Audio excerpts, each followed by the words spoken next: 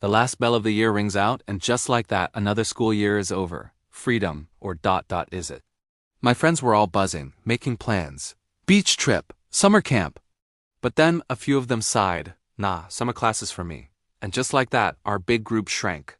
I walked home alone, kicking a loose pebble down the sidewalk. The sun was warm, but my summer suddenly felt cold and empty. Was this it? Just me and a whole lot of nothing? The first week of summer vacation felt like a year. I spent most of it staring out my bedroom window, watching the world go by without me. The backyard felt too small, the TV was boring, and even my video games couldn't hold my attention. I'd daydream about epic quests and faraway lands, only to open my eyes and find myself back in my same old room. I tried building a model airplane, but my heart wasn't in it. I was restless, filled with an energy that had nowhere to go. Every day was the same. Wake up, feel bored, go to sleep. Finally, I couldn't take it anymore. I sent a text to the only two friends who were also stuck in town. Forest. Now. We met at our old hideout, a secret base we'd built out of fallen branches years ago. As we were reminiscing, something caught my eye. A flash of pure white against the green and brown of the woods. It was a fox, but not just any fox. It was snow white, with eyes that seemed to sparkle with intelligence. Without a word, we all knew what we had to do. We started to follow it. The white fox led us on a chase, a silent invitation to an adventure I had only dreamed of. It darted through sun-dappled meadows, its white fur a beacon against the tall grass. It leaped gracefully over a gurgling river, waiting on the other side as if to make sure we were still following. We scrambled after it, our earlier boredom completely forgotten, replaced by pure, exhilarating curiosity. The fox led us up rolling hills that gave us a breathtaking view of the valley below. Then, just as the sun began to dip towards the horizon, it vanished near the silhouette of an old, abandoned house.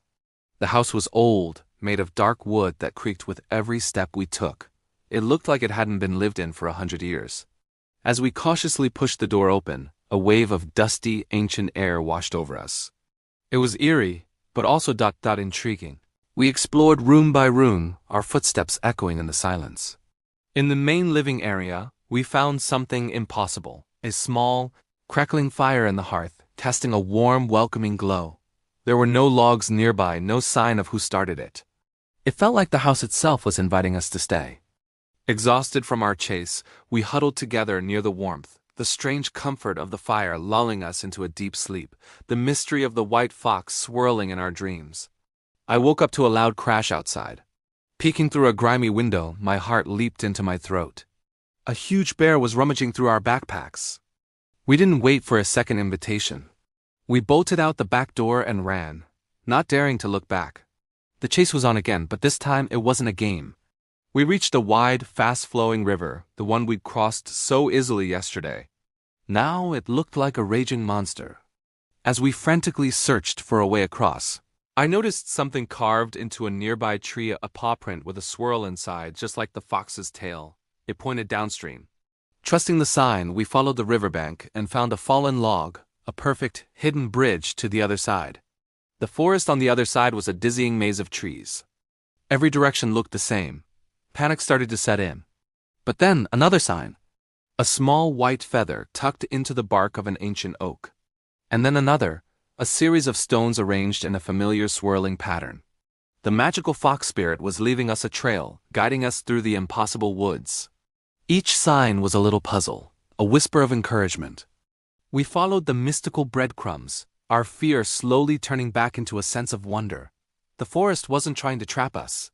It was testing us with the fox as our silent guide. We navigated cliffs and dodged thorny bushes, working together, our friendship solidifying with every obstacle we overcame. As the sun set, painting the sky in shades of orange and purple, we finally emerged from the woods. We were back in our own neighborhood. We were muddy, scratched, and completely exhausted, but we were grinning from ear to ear. Walking home, the streetlights flickered on, casting long shadows. We didn't say much, but we didn't need to. We had shared something incredible. I looked back at the forest, now a dark wall against the twilight sky.